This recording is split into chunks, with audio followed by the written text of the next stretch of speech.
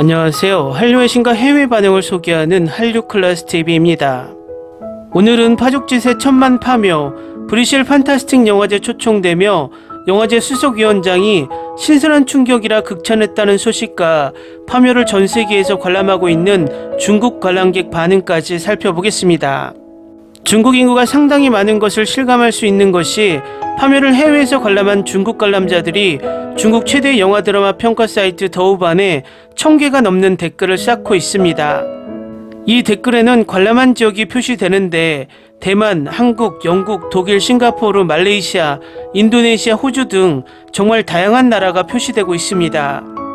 얼마 전 중국에서 김고은과 출연진이 얼굴에 한자를 쓴 것을 조롱을 하며 이 영화를 폄하했지만 이 폄하를 주도한 세력들은 대부분 영화를 보지도 않고 무조건 한국 영화를 억까하고 평점을 깎아내리는 부류들이고, 진짜 해외에서 파묘를 관람한 실 중국 관람자들에게는 이런 반응은 거의 찾지 못합니다.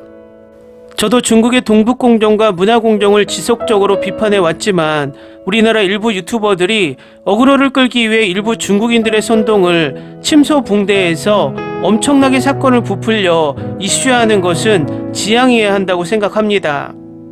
솔직히 저는 중국의 동북공정을 지적하는 서경덕 교수를 지지해 왔지만 이번에 중국인들이 몰래 파묘를 훔쳐봤다는 것은 잘못된 지적이고, 지금까지 중국 반응을 계속 쫓아온 저로서는 아직까지 중국의 파묘 불법 콘텐츠는 현재까지 돌지 않는 것으로 판단됩니다. 우리가 중국의 동북공정과 문화공정을 바로잡기 위해서는 중국처럼 억지 주장을 하면 안 된다고 생각을 합니다. 저도 항상 중국 반응을 소개할 때 몰래 훔쳐본 것은 몰래 훔쳐본 반응이라고 소개하지만 정당한 콘텐츠 비용을 지불하고 본 것은 정당하게 본이라고 구분하고 있는 것도 이 이유 때문입니다. 어쨌든 파묘가 OTT로 풀리면 무조건 불법 콘텐츠로 중국인들이 보는 것은 명약관화하지만 지금 여기저기 파묘 댓글을 보면 아직까진 그런 정황은 보이지 않습니다. 장재영 감독의 영화 파묘가 이번 주 1000만 관객을 돌파할 것으로 전망됩니다. 22일 영화관 입장권 통합 전산망에 따르면 파묘는 전날 6만 8천여 명이 관람해 박스오피스 정상을 지켰습니다. 누적 관객 수는 959만 1000여 명으로 불어났습니다. 15,000여 명의 관객을 모으며 2위를 기록한 티모시 샬라메 주연의 할리우드 판타지 둠 파트 2 누적 관객 수는 165만 4천여 명을 돌파하며 2021년 개봉한 전편 둔의 최종 관객 수를 넘어섰습니다. 이날 오전 기준 예매율은 파묘가 29.2%로 1위를 달리고 있고, 둠 파트 2와 오는 27일 개봉 예정인 손석구 주연의 댓글 부대가 그 뒤를 쫓고 있습니다. 이 추세라면 이번 주 일요일 영화 파묘를 관람한 관객이 지난달 20일 개봉 후 약 1개월 만에 1000만 명을 넘어설 것으로 관측됩니다. 만약 파묘의 관객이 1000만 명을 넘어설 경우 지난해 말 서울의 봄이 1000만 명을 돌파한 이후 4개월 만에 탄생하는 1000만 영화이자 올해 들어 첫 번째 1000만 영화 등극입니다. 또 영화 파묘가 제42회 브뤼셀 판타스틱 영화제에 공식 초청됐습니다. 파묘가 오는 4월 9일부터 4월 21일까지 개최되는 제42회 브뤼셀 판타스틱 영화제 국제 경쟁 부분에 공식 초청돼 세계적인 주목을 받고 있습니다. 브뤼셀 판타스틱 영화제 수석위원 크리스 오르겔트는 한국 박스오피스를 뒤흔들고 있는 영화 파묘를 브뤼셀 판타스틱 영화제에 선보이게 돼 자랑스럽다. 파묘는 종교와 죽음 그리고 사후세계를 다루며 신선한 충격을 선사하는 초자연적인 작품이다라는 극찬과 함께 초청 이유를 밝혔습니다. 다음은 파묘를 해외 극장에서 관람한 중국 관람자 반응입니다. 꽤 재밌네요. 역시 동양과 서양 모두 각자의 미신이 있어요. 엑소시스트와 약간 비슷하지만 줄거리는 좀 지루하네요. 극의 구조가 너무 마음에 듭니다. 영화 전체가 둘로 나누어진 것처럼 보이지만 사실은 음량을 나누는 것으로 보입니다. 전반부와 후반부는 상호 보완적이며 분리될 수 없습니다. 공포영화를 영화관에서 본 건 처음이었다. 동아시아 공포영화를 영국에서 보는 것도 신기한 경험이었는데 역시 아직은 겁쟁이라 계속 눈을 가리고 귀를 막고 봤다. 호러 영화로서 스토리에 별 3개, 김고은의 초폭발 연기력에 별 1개, 총 별 4개. 사람의 얼굴을 한 독사가 정말 무서웠어요. 그런데 나중에 악마로 변신하는 건 좀 너무 마법 같았어요. 전체적으로 줄거리는 꽤 매력적이에요. 이 영화는 전통적인 공포영화처럼 고의로 무서운 분위기를 조성하기 위해 오래된 촬영 방식을 사용하는 것이 아니라 문화, 미신, 풍수, 종교, 역사 등의 요소를 결합하여 이야기를 전달하는 역사적 영화에 가깝습니다. 특수효과나 촬영 기법에 의존하기보다는 배우들의 연기력으로 관객을 사로잡는다는 점에서 장편 영화나 문화 역사 영화에 더 가깝다고 생각합니다. 베테랑 스타 최민식과 유해진이 주연을 맡고 비교적 신인 배우 김고은과 이도현이 거침없는 연기가 오히려 영화의 포인트를 더해주는 듯합니다. 중간중간 멋진 춤과 영혼을 불러일으키는 멋진 퍼포먼스도 영화 전체의 클라이맥스입니다. 겁쟁이인 저희 감상평은 전반부가 더 무섭고 후반부 악마가 등장하고 나면 악마의 설계로 인해 호러 효과가 약해지기는 하지만 그래도 좋은 영화이고 진솔한 영화입니다.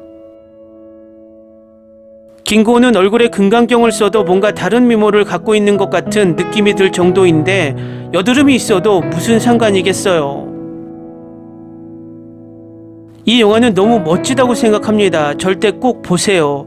앞으로 민속학을 공부하게 만듭니다. 공포영화를 원작으로 한 이 작품은 더욱 깊은 역사 이야기를 선사합니다. 한일의 역사에 대해 많이 알지 못하더라도 조금 알고 있을 뿐이지만 주인공들처럼 그들은 무덤을 파고 또 파고드는 모습은 최고이고 배우들 모두 연기도 너무 잘하고 전체적인 페이싱도 좋았습니다. 김고은 배우님의 춤 사이가 정말 감탄스럽고 프로페셔널한 느낌이 들어요. 도깨비 노래에 대한 부분을 제일 집중해서 봤습니다. 모든 과정이 숨막히고 연기도 훌륭하고 너무 좋아요. 특히 최근 몇 년간 개인적으로 하이라이트였던 전반부 무당과 함께한 김고은의 굿장면은 놀라움을 선사합니다. 전반부는 육체적인 이미지가 없을 때 더 무섭고 후반부의 정치적 격변은 조금 너무 과하지만 전반적으로 여전히 잘 제작되었습니다. 두 가지 호러 유형을 결합한 작품으로 전반부는 아시아인들이, 후반부는 유럽인과 미국인을 무섭게 합니다. 이 영화의 종교적 요소는 너무 복잡하고 이해하기 어렵습니다. 동아시아 삼국의 적대 관계는 실로 위초고의 관계보다 더 치열합니다. 끔찍하다. 문화도용 문제는 얘기하지 말자. 소재 자체가 너무 무섭고 촬영도 무섭다.